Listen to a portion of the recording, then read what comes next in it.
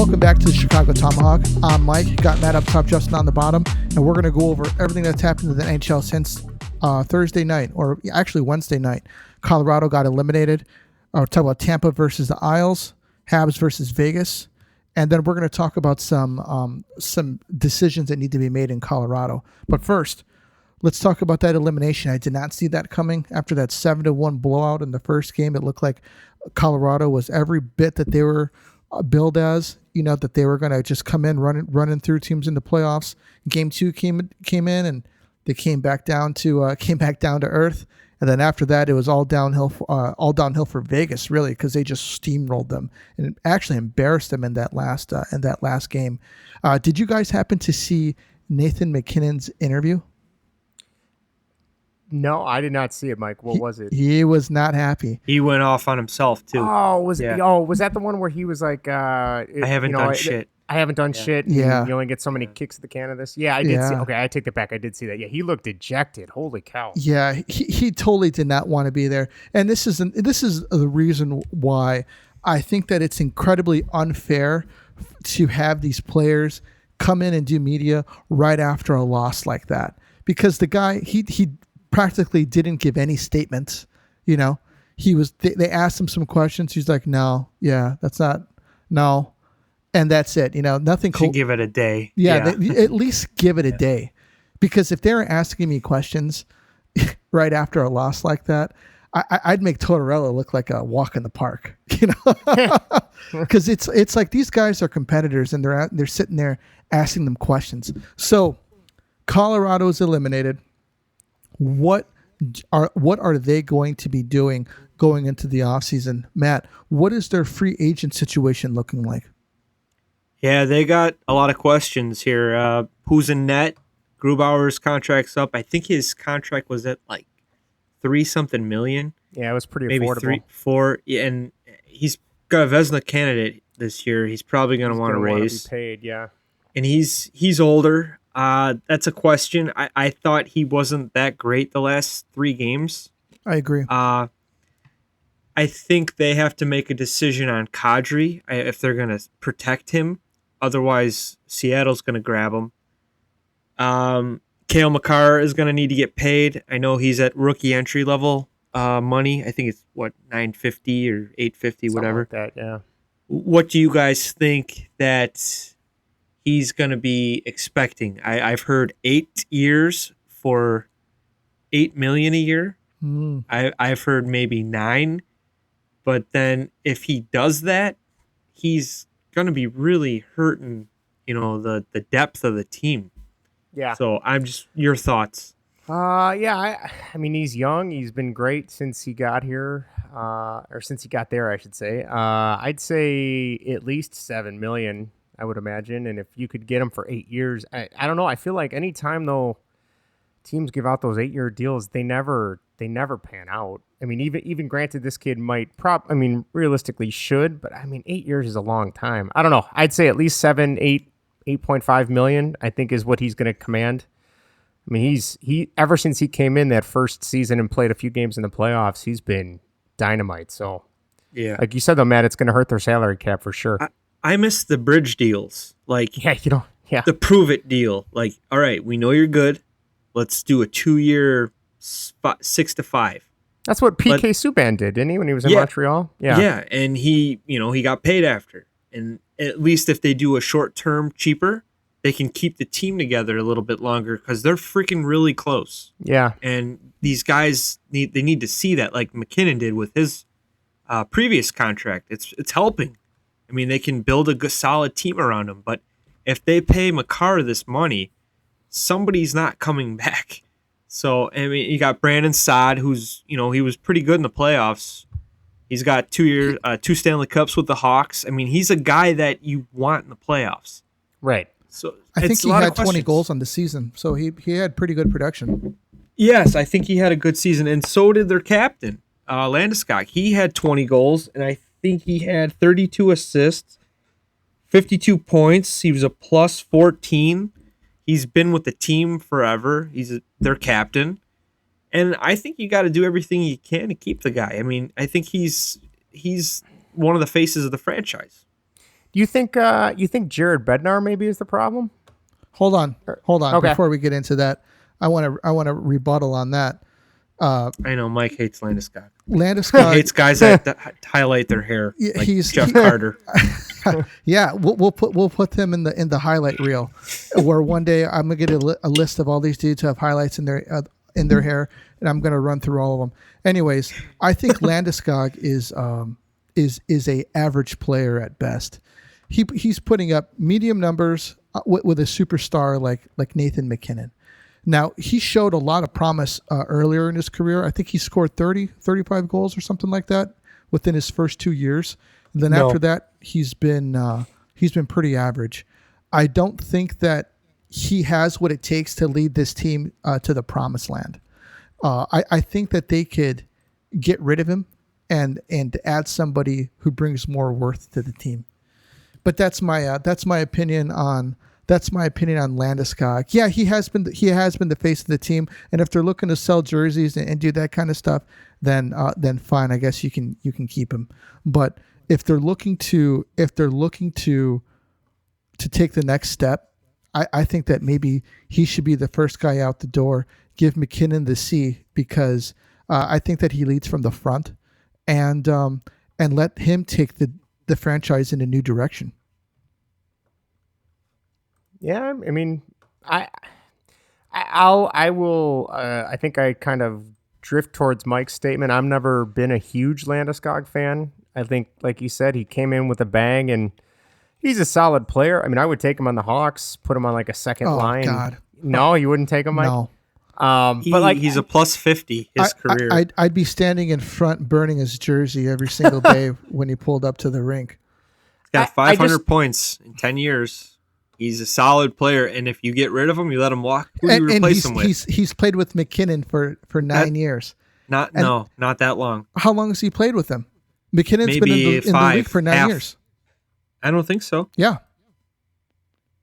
Well, I don't think they've been on the same line together till this year. Honestly, right, because he sucked that bad, because he didn't He's a deserve 20 to be on the goal ice guy, with him? man. He's a 20 goal scorer. He's got solid numbers every year. His best year was 75 points. What was that, like 65? 2014? 2018. Really? I'd still not take him. I would take him, but I wouldn't pay him like crazy amount of money, because he's still 28 years old. I'd take him over Taylor Hall any day of the week. Really? Yeah, hell That's interesting. That's an interesting. This guy's got playoff stats. This is Taylor Hall's second year in the playoffs. Yeah, and he was a but ghost. that's because he played on shitty teams and he went around to get paid. You know what? Let's compare. What are Taylor Hall's statistics compared to Gabriel Landeskog? Okay, so in 10 years, 687 games played. This is for Landeskog has 512 points, and he's a plus 50. Okay. The argument's over because he has playoff years. Okay. So I'll get up Taylor Hall. Hold on. I got to look what team he's on, though, now, because he's been on 13 different ones. This should be really interesting. The only cool thing about Taylor Hall is that he gets teams' first-round picks. Buffalo just got the first-round pick. Wow. So That's true. Okay, Taylor Hall. Let's see. 680 games, 596 points, minus 48. Minus So 40. Well, because he doesn't play defense. Landeskog is okay. Well, that's well known. What they needed was scoring, which is Also, actually what something Taylor Hall can do. As a matter of fact, how many MVPs does Landeskog have? I don't think those guys care about trophies. They want to win the cup, and Landeskog has a better chance of winning a cup than Taylor Hall anytime. Well, I would take that in a minute. You know, that's oh my gosh, man. I can't believe it. How many goals does Landeskog have? Okay, well, here's Taylor Hall's goals. He has 228. 228. And Landeskog, where are you?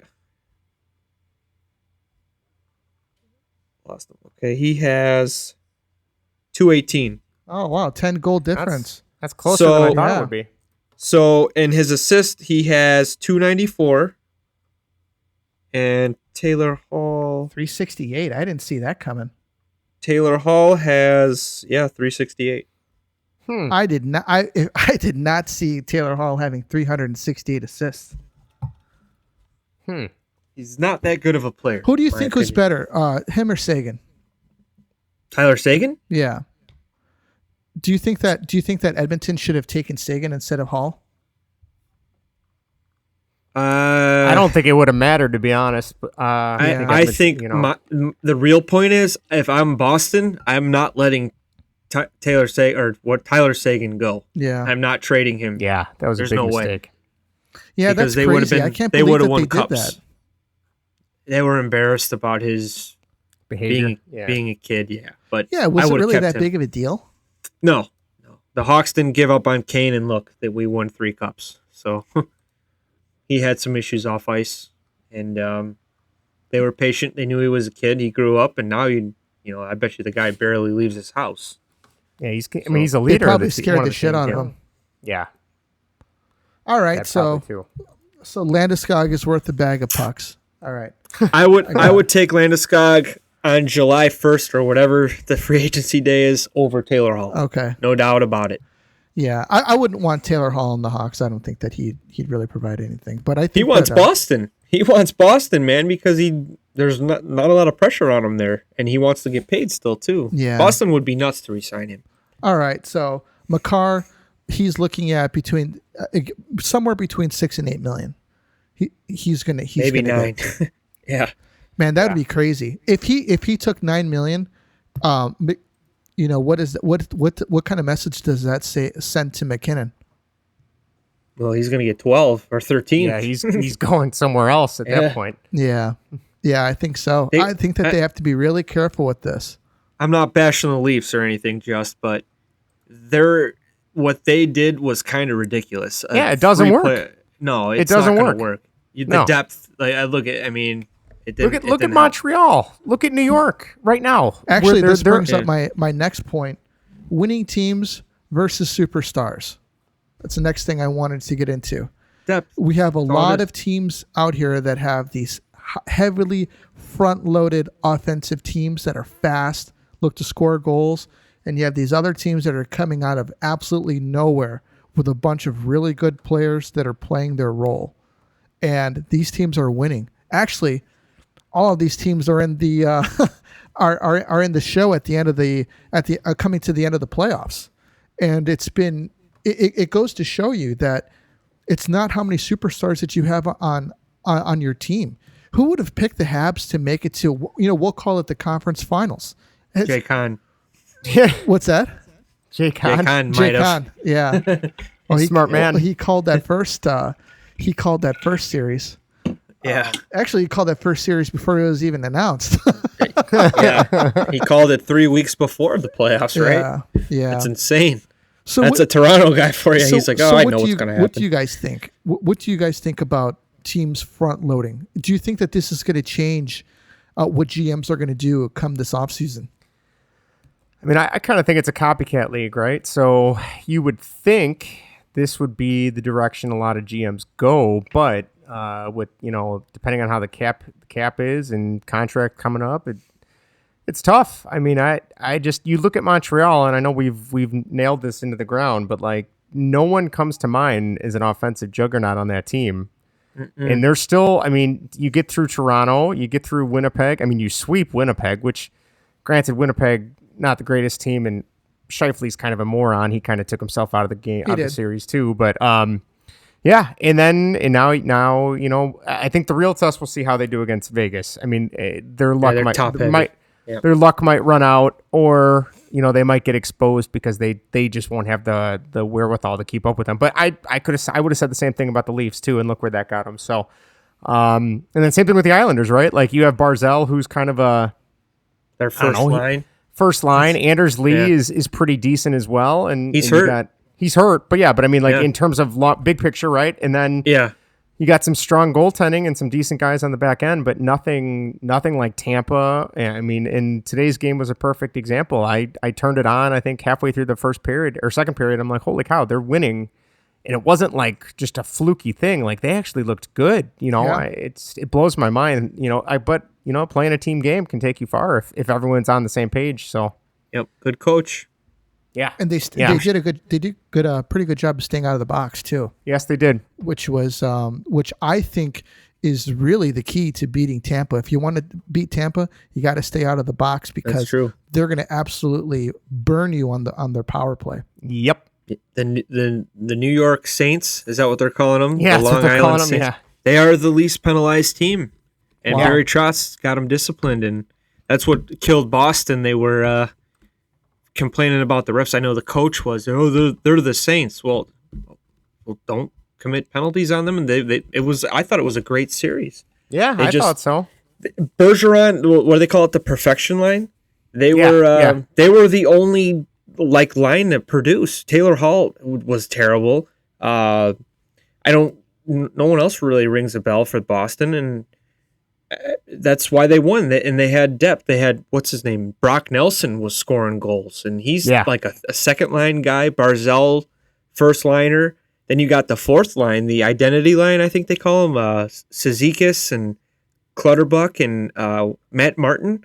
I thought getting Matt Martin back from Toronto was a great move for them. It was great. He's a fan favorite. Yep. Locker room guy. That's a guy that I wish we had a guy like that. Well, actually, they know their role.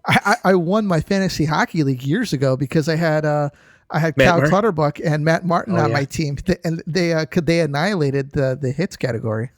Right. Yeah, Matt Martin's solid. I can't believe Toronto wanted to let him go. I think it was more of a money thing probably, but right. I know Mitch and Marner got along great. I'm sorry, not Mitch. Martin and Marner got along great. I've seen clips of them having fun videos and stuff, and he was kind of I felt like a bodyguard to the guy, and they let him go. Yeah, I don't understand that one. I think Lou Lamoriello is a hockey genius. I mean, getting Barry Trotz too was probably huge. One smart move. And what's up with Washington? The guy wins the cup and you let him go, and they've been terrible since. It's just so dumb. Yeah. Yep. Can't believe some of these owners. What are you doing? No, I still don't get that one.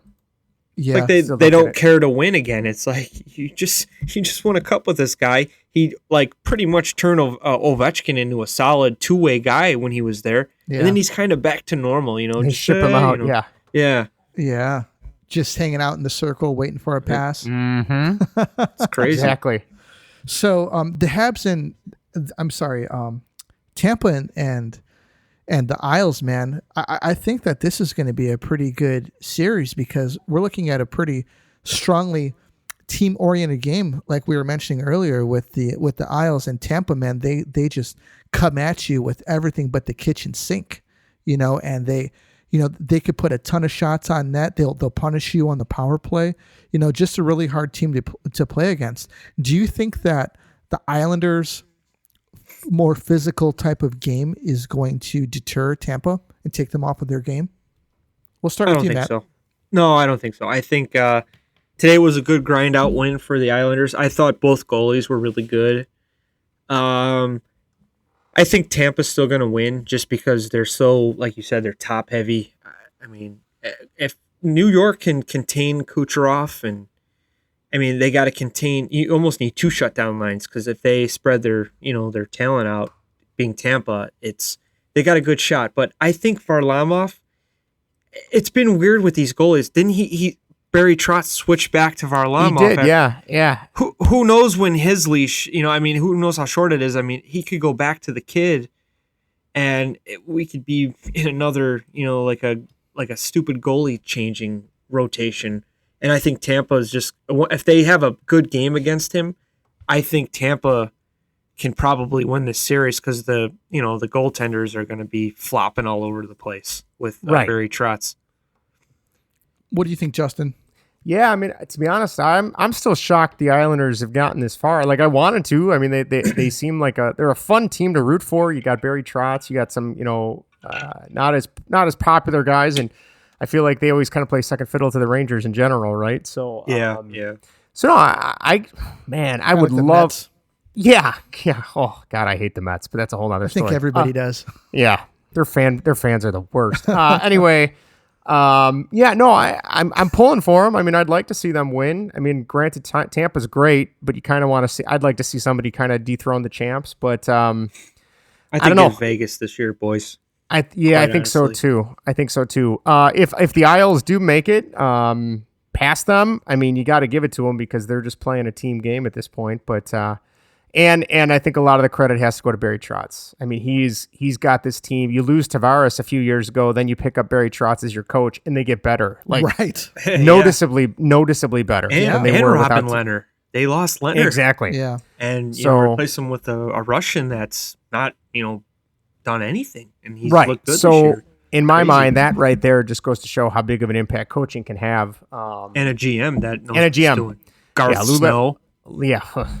Lou Lamoriello is, as much as I used to get frustrated with him sometimes when he was GM in the Leafs, and obviously, I mean, he had a huge tenure with the Devils and accomplished a lot, but the man knows what he's doing, and to be almost, I think, damn near 80 at this point, and he's still alive and kicking and trucking, so you got to give it to him. He's put this team together. He knows what he's doing, and I'd love to see them take it. It's going to be really tough, though, to beat Tampa in a 7-game series, so we'll see. 3 more. Yeah, we'll see. All Yeah. right, let's move on to Habs in Vegas. Cool. Does Carey Price have it in him to completely stop Vegas? Let's start with you, Matt. I think he could, man. He's like Fleury on the other team. He could do it too. So it's going to come down to which goalie wants it more, I think. I think Carey Price is probably going to be a little more busy than Fleury this series because I think Vegas, they have a really good top 6. Even their defensive core is, you got Pietrangelo and you got Theodore, and those guys are probably on the ice every other shift, it seems like. I honestly thought the Knights probably could have beaten the Avalanche in 5 if it wasn't for DeBoer putting Leonard in as easily. You're I probably thought right. Fleury was hot. He probably could have stole a game, and it could have been over sooner, quite honestly. I think But you're right. it was kind of like he was waving the flag. We're just going to get a loss. And he's lucky his team fought back, and, I mean, they were down 2-0, I think, the first 2 games, right? Yep. Yeah. Yeah, I mean, he's lucky Fleury bailed him out again, so he better not, take him out again and put Leonard in. Yeah, no kidding. What do you think, Justin? Yeah, I mean, I'd love to see Montreal, I'm all for an upset or an underdog. I'd love to see them do it. I don't know if they can. I think Matt's spot on about DeBoer. I still don't know what the hell he was doing. He, like Crazy. you said, he's very lucky his team is as good as they are and they came back. I almost feel like they won that series in spite of him.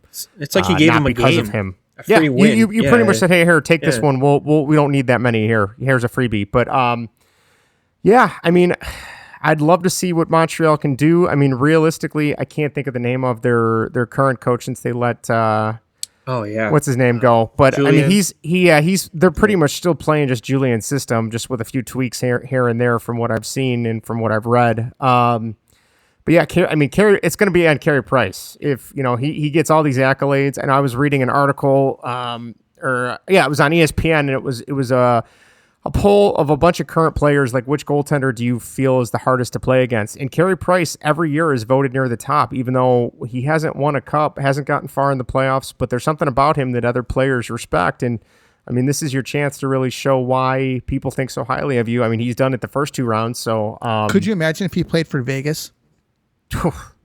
yeah, that'd be insane. They would have Insane. won 2 cups by now. Yeah, hands I mean, down. realistically, year. with his contract, I don't think he's leaving Montreal anytime soon. I meant just like hypothetically speaking. Oh, yeah, hypothetical, like yeah. From a talent perspective, imagine it- if he played for It- Vegas. Even Tampa. Yeah. Tampa would win every year. I mean, Yeah. Vasilevsky is pretty damn freaking He good. is, man. He Yeah. is really good. I can't believe that they had him and Ben Bishop at one time. yeah, that's crazy, Yeah. right? Yeah. So yeah, I mean, I'd love to see him get a little bit further than he normally does, especially with a team that's not the highest ranked, I guess you would say. But it's going to be very telling. I think Game 1 is going to be very, very telling. If Vegas comes out and just blows the doors off them, I think that's going to be what you're going to get the whole series, and it could be over very quickly. If Montreal comes out and somehow manages to keep playing their game and kind of slow things down, and Price stands on his head, then maybe you'll have a little bit of a series. We'll see. But if they lose, do you think Price is like, get me out of here? I want to win a cup. Do you think that you could see him going? I mean, he might say that. I just the amount of work it would take to get him and his contract out of Montreal. What's he making? I mean, 9? 10, I I think. want to say 10. So is Bobrovsky. Yeah, that's true. Stranger things have happened, right? So Yeah. let me see. I mean, He's I would probably, if the Hawks were to do something, I would be like, jump on it because he can, win games by himself. Let him mentor Lincoln. There you go. Why not? He signed. He's at 9. I want to say He's 9. at $10.5 million. Yep. Okay. And it was an 8-year deal. So I'm trying to find when it was signed. I'm sorry. Here you go. Perfect. It goes to 2025, 2026. This is his last year. So he's got a while. Yeah. So he will be at that point, he will be 38 years old. Ooh, yeah, he's getting up there. He's got to take advantage. So he's I mean, got you're 6 years close. left. No, I take Yeah. that back. Yeah, 6 years left. Yeah. Wow. I think it's kind of been a fluke for Montreal, but I mean, he's got to take advantage. I mean, he's Final Four, if you call it that. Yeah. I don't see him with, normalcy next year. I don't see the Habs even being a playoff team. Heck, Montreal is paying. Oh wait, no, I'm sorry. That's the end of the. Never mind. Okay, I was gonna say Jake Allen is getting paid over $4 million, but I think that's the continuation of the Blues contract. Yeah, that threw me. That insane. threw me off for a second. I'm like, why would Montreal pay him that Yeah. much? But okay, never mind. Speaking of the Blues, isn't Jordan Binnington a free agent? I believe he is. Thought it Yeah, was, yeah. yeah, I believe so. So Wow. we'll see. Well, cool. We'll Matt, do pick you have him up. anything else? Oh yeah, we came across an article. I forgot the guy's Right. name. Ben Pope? Ben Pope said that he thinks Dougie Hamilton is a better defensive guy to go after than Seth Jones, which I think he's high on crack. Well, Because- okay. Just for a little context, he says that if for the Blackhawks, that it would be better for Dougie Hamilton for them to go after Dougie Hamilton than Crack. than Seth Jones, which I think we all highly disagree.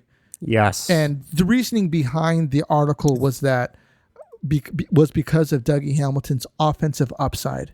And if you look at the Hawks Don't care. roster, every single defenseman we have is other than Connor Murphy and Zadorov are offensive oriented. And I think that it's ridiculous. He's talking about how Seth Jones's offensive numbers have slid the past 3 years. And to be honest with you, if he could put shots on net, that's really all that we need.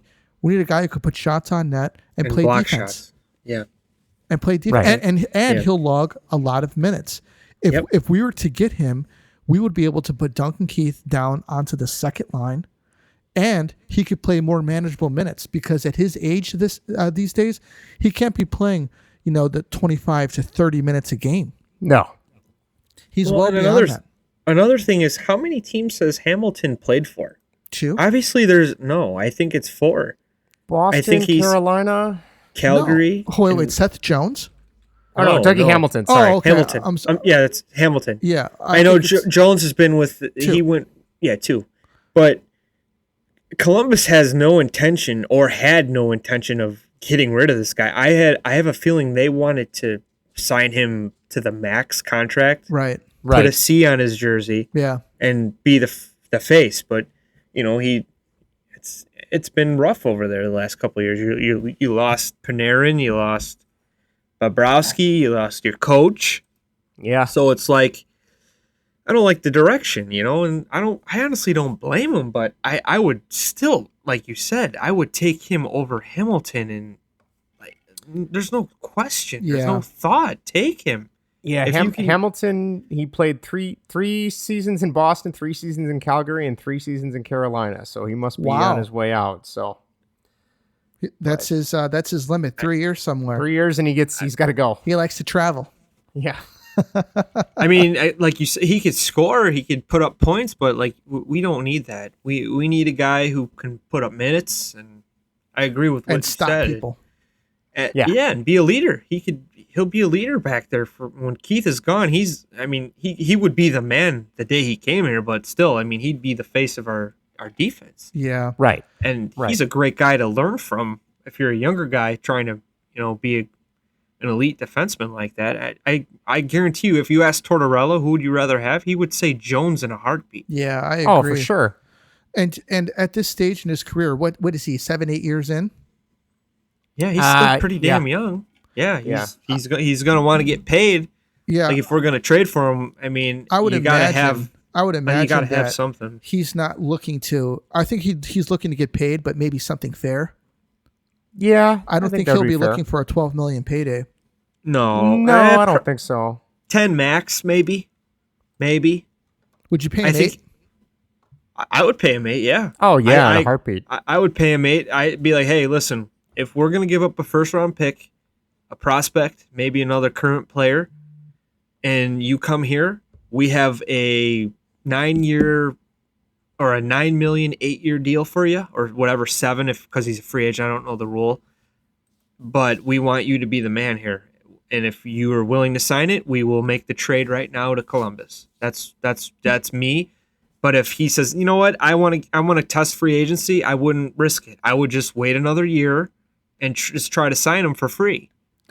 Being free, not losing anybody. Right. You know what I mean? Right. Somebody's gonna grab him though. Something's gonna happen. I think if he says something like that, like I want free agency, I want to test free agency, that means he's looking to get paid. Yep. I was thinking the same That, thing. And that if means you're a that he's, GM, that means that he's you gotta looking to get protect paid, yourself. and he doesn't Yeah. want to go to Columbus. Yeah, well, and you got to Yeah. protect yourself as a GM. Like, listen, man, we love you, we want you, but I can't give Columbus this stuff if you're not going to give me a guarantee. Right. It's a game now, and otherwise, people are going to wait till the deadline, probably give them a first round pick to Columbus as a playoff rental, but that's still risky to me. And like some teams take risks, like remember the Coyotes did it with Taylor Hall, and it damn well he wasn't going to re-sign with that team. Yeah. And you lost all that stuff. So it's a gamble. I think just you said a couple weeks ago, Philly is really high on him, but I don't see him going there. no, I don't I see just him don't going see there it. either. I don't see it. But But I mean, a lot of guys who am look- I think he might end up on the Rangers, honestly. Oh God. Yeah, I don't know how year after year the They like the Rangers spotlight. are in every I know. conversation. The spotlight stuff. They want to be playing they at wanna Madison be- Square Garden. Yeah, Yep. All right. and Jack Eichel too. They're saying he's on his way out now too. Because Yeah. Buffalo's pissed off that he's made a big scene about this. They're also saying he might end up with LA. They got the cap space, but I heard Detroit. So we'll see, man. It's going to be a cool summer this year. Usually, the Hawks don't have cap space, so I'm like, I don't really care. But now we do, so it's interesting. Me too. I'm drinking that martini most of the years. It's funny that you mentioned that. I heard that a lot of teams actually agree with the Buffalo Sabres medical staff that they don't think that the surgery is the right thing for Eichel to do. Yeah, a young player like him. Yeah. I heard that too. Which man, that throws a huge monkey wrench into the whole thing. Like, what happens His with plan? that? Yeah. That's the first thing. It's like, when is this? If you're going to have this surgery, your season's been over with for about a month already. Right. And what are you waiting for? has any action been taken? Are you rehabbing? What's the deal? And if you're not going to have the surgery, is it a lingering thing for you? Is it one of those things that it's in the back of your mind that you want to have done, and you're not gonna play well until you have it? I mean, I would think you'd have to play. You'd be a little hesitant if you are playing, right? Like just knowing that you get bumped or you get hit bad one more time, it could really do a number on you. And then what do you do then? I don't know. What is it? A disc in his neck? They're saying. Thought Something that's like what that? it was. I That's think his dangerous, mom man. is getting involved in it too. Yeah. She's a nurse, Yeah. and she wants her baby boy to be fixed. But I mean, is that 31 other doctors agreeing with Buffalo, or is it? Do you know Are they why? private doctors? Do you know or- why that they don't want him to have the surgery? I think it's risky. He's a young guy. Yeah. No, you're not wrong. Not I mean, wrong. I don't know the real reason. I'm just saying. I mean, a lot of players they heal like as being a younger guy, they heal faster Right. than an older guy. I mean, I could see if it was like an old guy, like, hey, I need to finish these last 4 years and maybe do it, but he's still what 20, 26, 27 years old, Yeah, he's maybe got younger. it. yeah, I think yeah. he's I think he's 25. McDavid. Yeah, I mean, come on, man. If the doctors say you don't need it, then I mean, I guess listen to them. You get a second opinion. Maybe you're probably going to get a different opinion, but Yeah.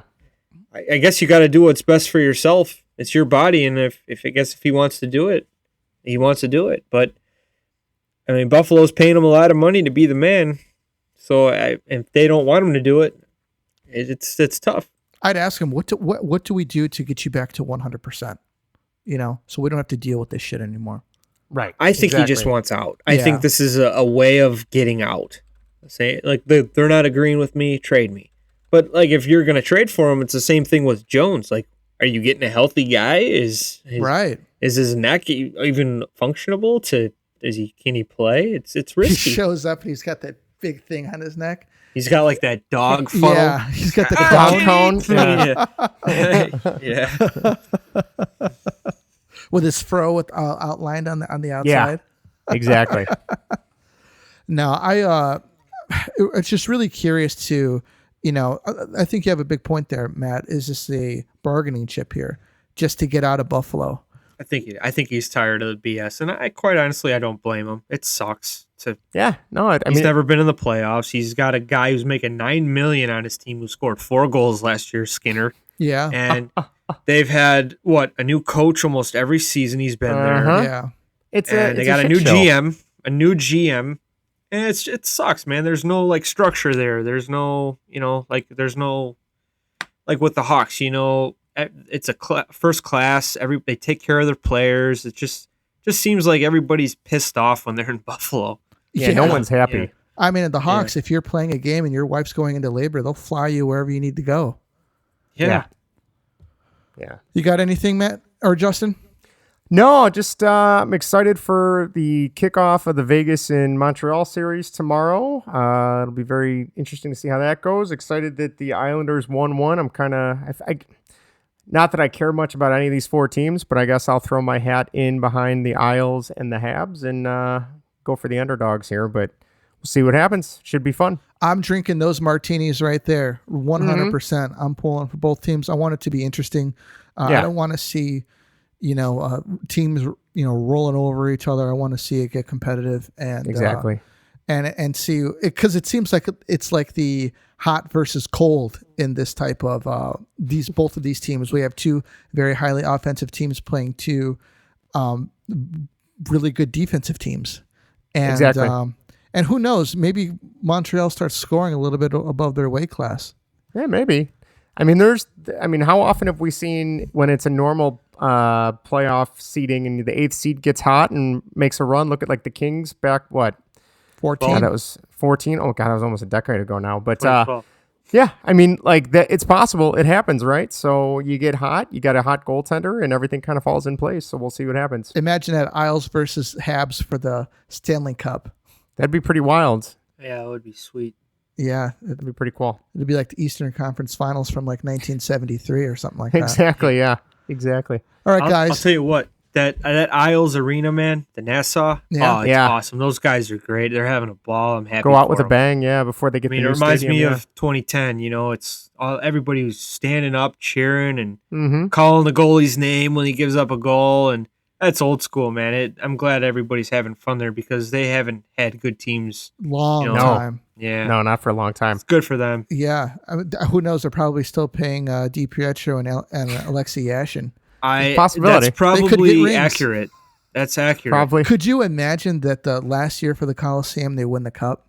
I was just thinking that myself, Mike. That might be. Yeah, I mean, it's storybook right there. I wouldn't want to leave. I'd be like, you know what? We're gonna stay here until we lose again. Yeah. Everyone's like, The "Fuck fans are that." mad. Every year they're mad or they're happy, and now they're sad because they love the noise there.